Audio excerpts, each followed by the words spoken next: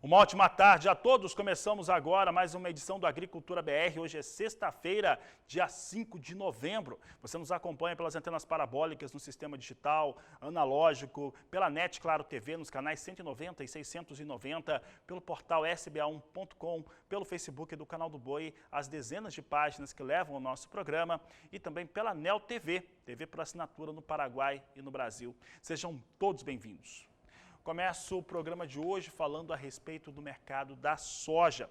E olha, nós temos visto algumas movimentações importantes, uma delas em relação a não ter uma presença de demanda mais efetiva sobre soja lá nos Estados Unidos, algo que pode ser considerado normal para esse período do ano. Os norte-americanos já estão em fase final da sua colheita. Aqui no Brasil a semeadura vem bem desenvolvida e nós temos sinalizações positivas sobre demanda aqui no país, mesmo com o preço de soja, se comparado ao ano passado, está mais baixo.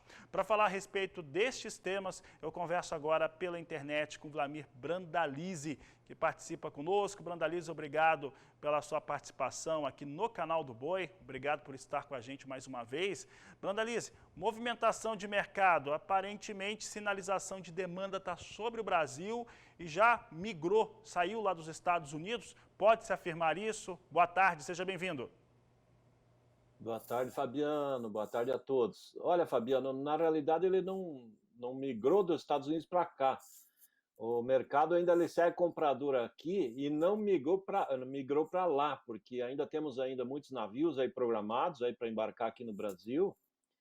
E os prêmios aqui estão favoráveis, automaticamente tem girado soja, os chineses têm comprado, dá para ver que os números que a gente tem mostrado embarques, aí quase 3,3 milhões de toneladas embarcadas ali no mês de outubro, agora passado, eles dão sinais aí que continua puxando, e a maior parte vai para a China. Enquanto isso, os negócios da China lá nos Estados Unidos estão muito lentos esse ano, né? Se a gente voltar um ano atrás, eles compravam aí volumes muito grandes, era 4, 5 milhões de toneladas aí que eles compravam em pouco tempo lá, e agora está atuando bastante pouco lá, né? A última semana aí foi um volume pequeno, 1.800.000 para a semana é um volume pequeno, porque no começo final de outubro, né? O relatório do final de outubro dá sinais de que teria que ter 4, 5 milhões e veio com 1,8, muito pouco, e eles compraram mais de 2 milhões aqui, então é sinal de que enquanto tiver o pessoal liquidando o estoque aqui no Brasil, eles vão levar, provavelmente esse mês ainda de novembro, depois vai acalmar, né? Mas em princípio isso é positivo aqui, Fabiano, para o mercado brasileiro, que vai liquidando o que tem nos armazéns com boas cotações, né? Brandalize, em relação ao que nós temos hoje aqui no Brasil, você falou dos prêmios aqui, nós temos prêmios nos portos brasileiros, né, que melhora a referência do valor da soja, e quando eu estou vendo o alinhamento dos preços médios que nós tínhamos no mesmo período do ano passado, os valores atuais eles estão menores. O que ocorre no mercado? Como interpretar esse cenário, Brandalize? Olha, hoje, basicamente, é porque se a gente olhar, comparar com um ano atrás, o nível de Chicago hoje ele é muito maior, né? Um ano atrás ele estava na faixa de $8,5, né? Um pouco mais. Então, essa condição aí obrigava a pagar prêmios maiores que 200 pontos, né? Hoje na faixa 130, 140, trabalhou aí nas últimas semanas até 170, mas o fator importante é que é no global, no geral, as cotações ainda estão muito atrativas para o produtor aí, quando a gente pensa em dólares, né? Os níveis em dólares estão bons e os níveis em reais também, né? Em função do que o real, né? Hoje não dá nem para comparar, né? Um ano atrás era na faixa de R$ 90 nos portos e hoje os negócios da semana aí foram na faixa de 165 até R$ 170 teve negócios. Então, nós estamos aí quase o dobro do valor em reais do que era um ano atrás, né? Brandalize, em torno hoje do que nós temos de disponibilidade da soja, oferta e demanda, como eu disse no começo, né, os Estados Unidos encerrando já a sua colheita. Aqui no Brasil a semeadura vem muito bem, Mato Grosso, que é o principal estado, já está fase de conclusão também desse plantio. O que nós podemos esperar a partir de agora em torno de oferta e demanda e posicionamento principalmente da China, que é o maior importador em relação à soja disponível no mundo? Olha, a China vai continuar comprando, né? Que toda essa questão da pandemia, agora assinou as recomendações do governo chinês para que a população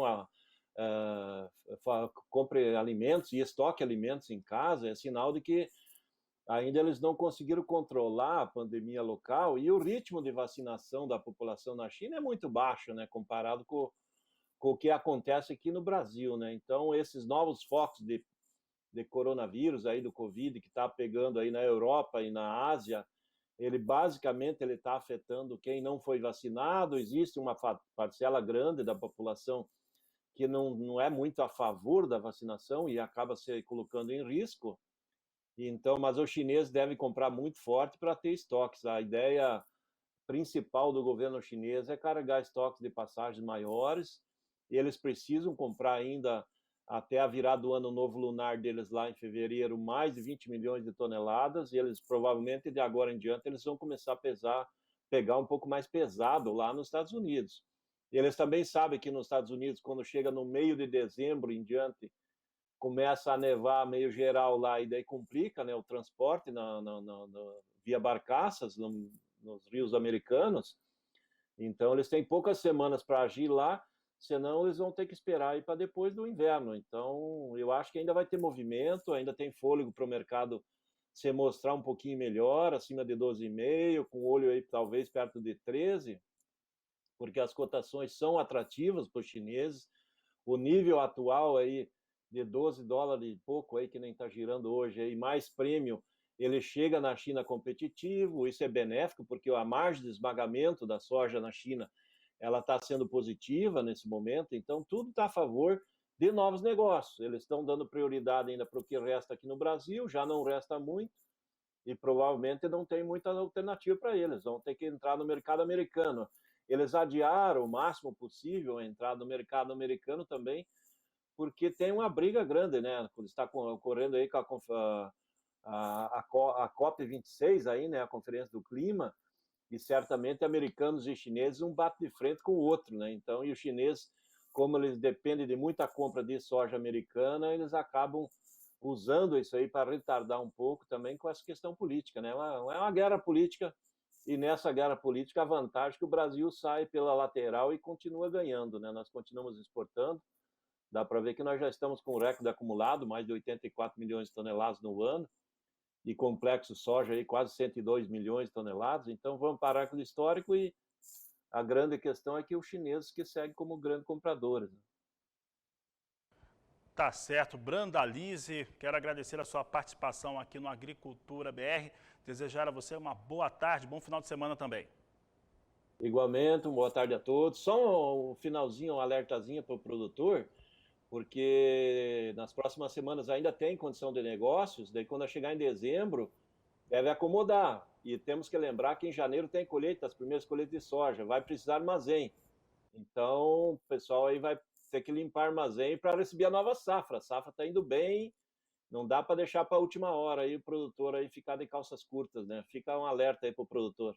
Bom final de semana. Bom final de semana, Brandalize, importante alerta aí do Brandalize aqui no Agricultura BR. E olha, soja em Chicago vinha com queda, vem pelo terceiro dia com queda, e queda expressiva, né? Nós tivemos 2 dias seguidos com quedas acima de 1%, e neste momento, mais uma vez, nós temos aqui quedas elevadas. Posição de novembro já tem poucos contratos negociados, mas vai perdendo bastante, perde 0,87%, vindo para 11 dólares 98 cents mais 6 o bushel, já perde o piso de 12 dólares a posição de novembro. Janeiro é o contrato com maior liquidez, vem com 12 dólares 12 cents o bushel, queda de 0,88%. Março, 12 dólares 23 cents mais 2 o bushel, recua 0,89%, e a posição de maio, 12 dólares 33 cents o bushel, com queda de 0,92%, portanto, mais um dia de queda para a soja negociada na Bolsa de Chicago. Você acompanha comigo agora a moeda norte-americana, o dólar. Você tem aqui o dólar a R$ 5,53 mais 9, dólar com queda forte no dia de hoje, vem com recuo de 1,20%, são os números que destacamos aqui para o cenário interno brasileiro, para o mercado brasileiro, trazendo aí o destaque de queda para a moeda norte-americana.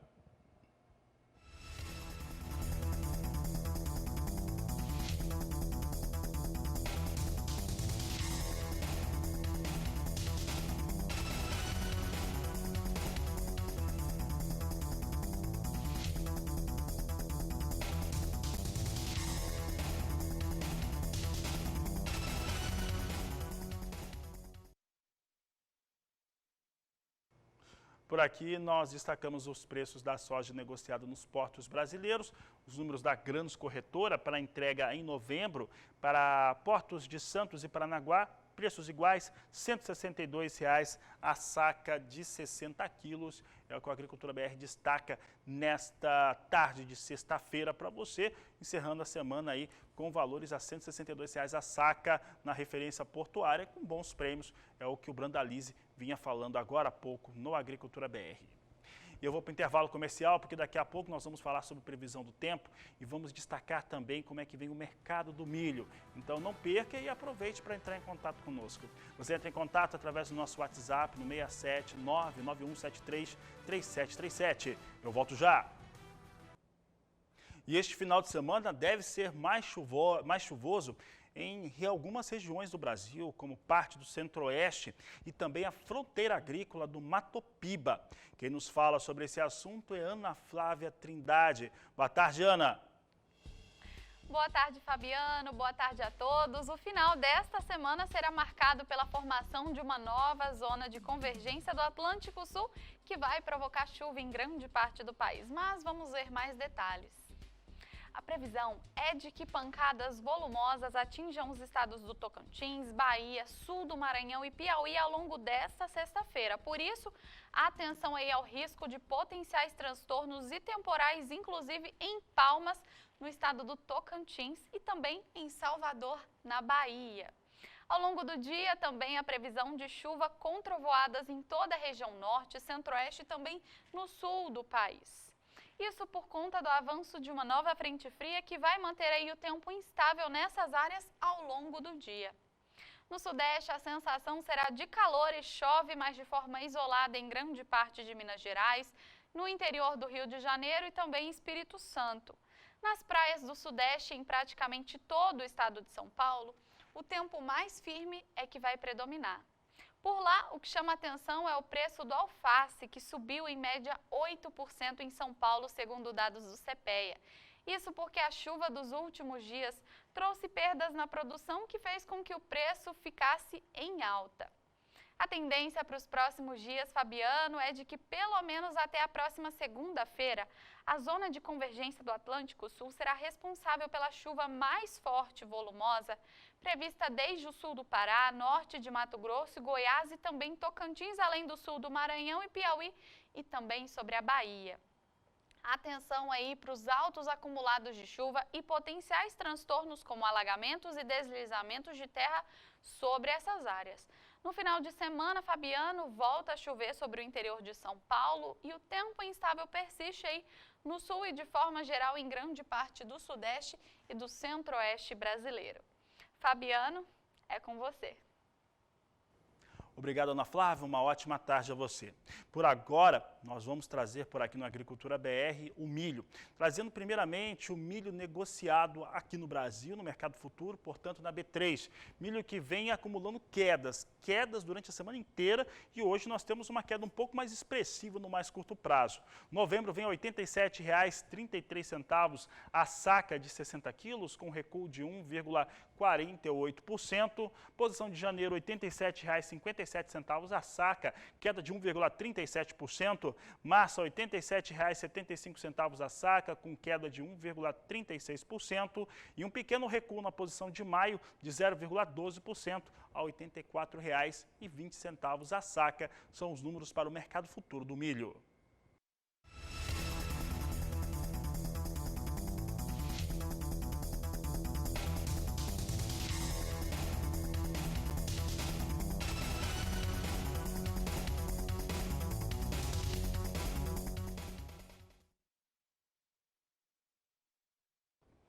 Mercado futuro do milho agora nos Estados Unidos, Bolsa de Chicago. Milho na referência internacional também segue a semana inteira caindo. Dezembro, 5 dólares 55 centes o bushel, com queda de 0,76%.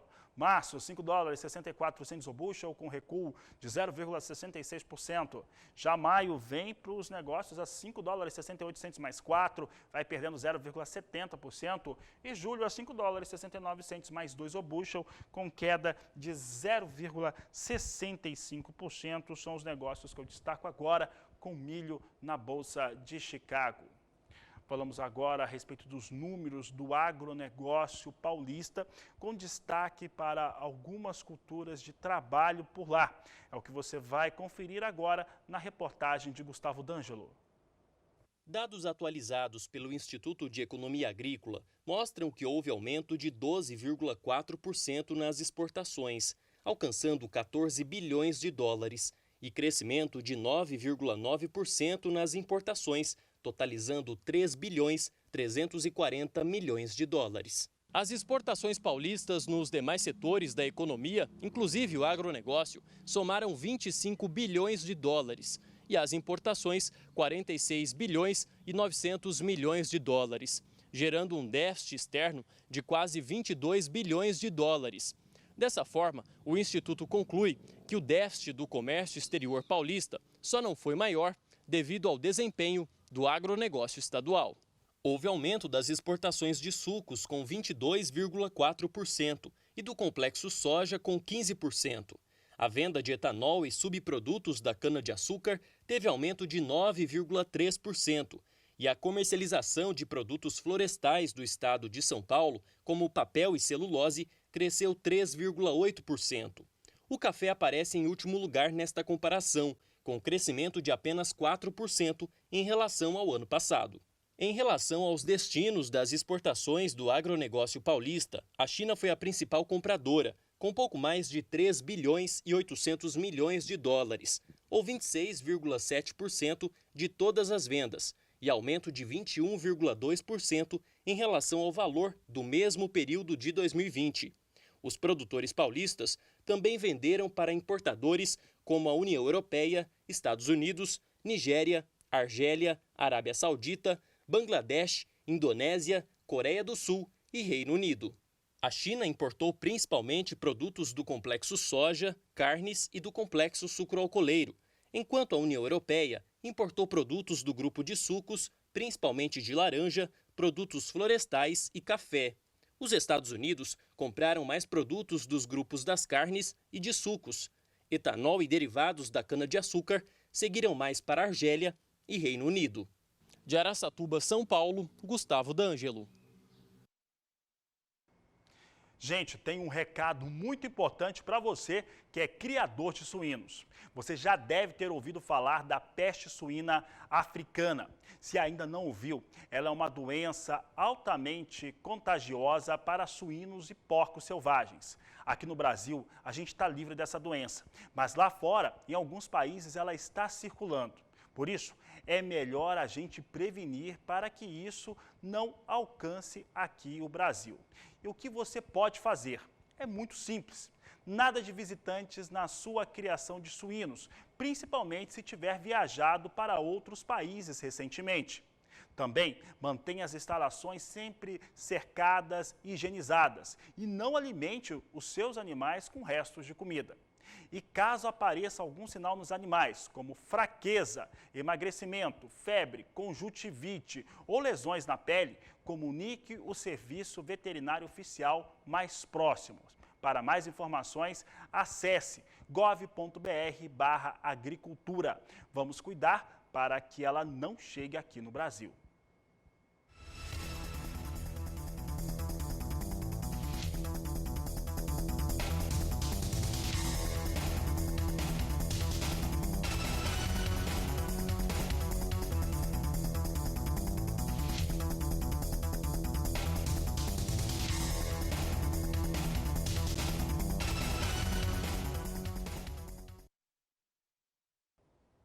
E o Agricultura BR vai para o intervalo comercial. Daqui a pouco nós vamos falar sobre a produção de café na Colômbia, que está menor já no registro de outubro.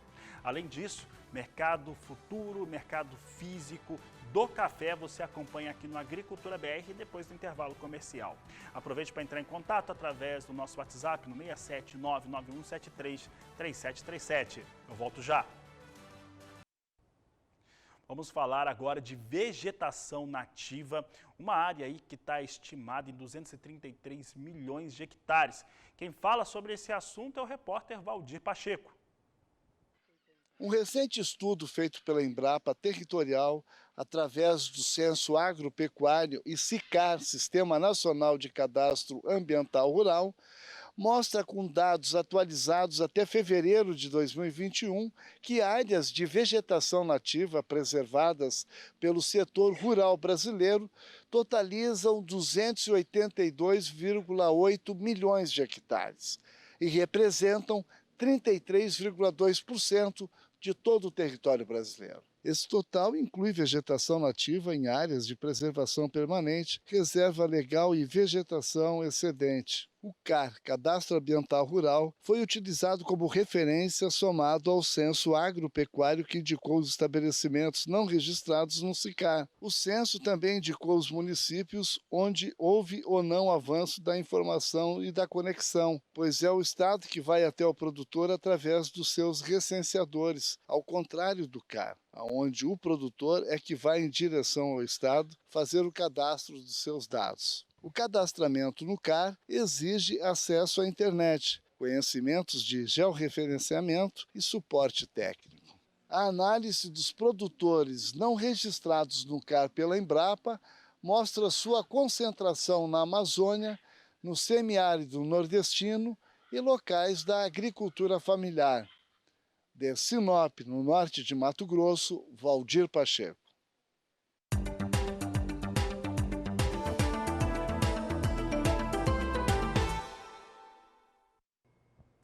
A Agricultura BR fala sobre café agora e principalmente os números da Federação dos Cafeicultores lá da Colômbia. E esses números trazem o início da safra colombiana de café. E ela começa em outubro.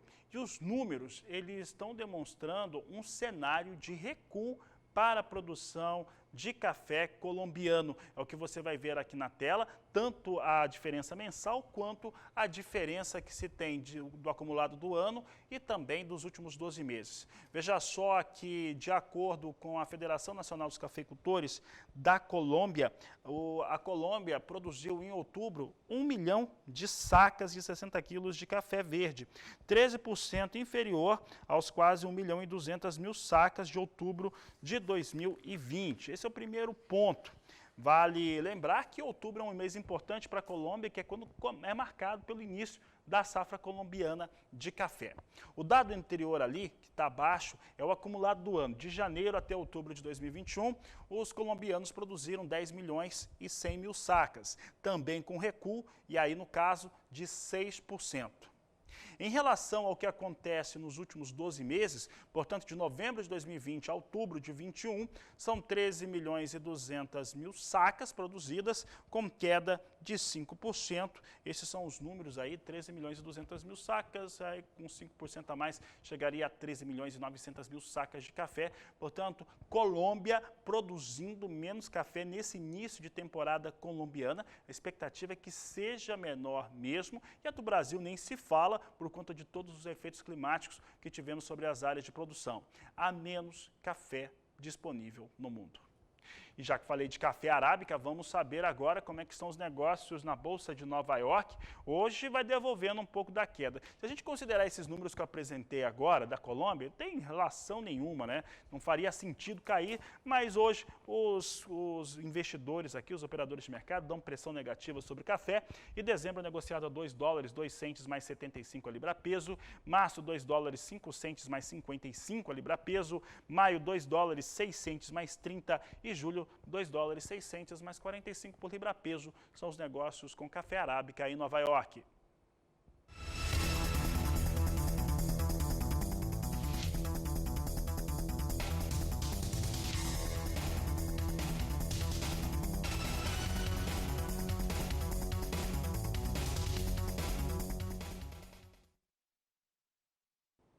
Café Robusta, agora negociado na Bolsa de Londres. Você acompanha comigo os negócios aqui. São referência para o Conilon aqui no Brasil. Plataforma Life trazendo queda nesta sexta-feira.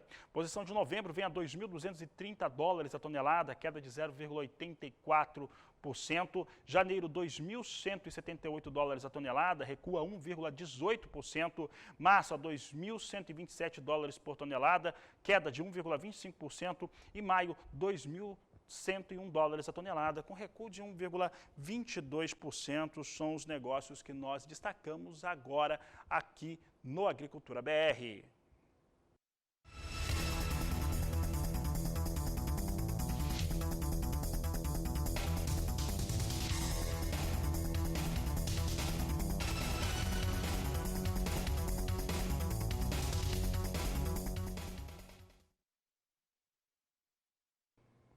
Momentos finais dessa edição do Agricultura BR, eu trago as últimas sinalizações de mercado. Acompanhe comigo na tela, nós temos aqui soja na Bolsa de Chicago ampliando a queda. Soja vai recuando mais neste momento, comparado com a abertura do Agricultura BR de hoje. E neste momento a posição de novembro ela é negociada a 11 dólares 98 centes mais 2 o bushel.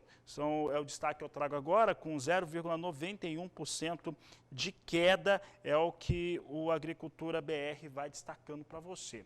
Já a posição de janeiro vem a 12 dólares 11 centes por bushel, com queda de 0,96%. Também destacando aqui a posição de março, a 12 dólares 22 centes o bushel, queda de 0,99%, está quase arredondando aí para uma queda de 1%.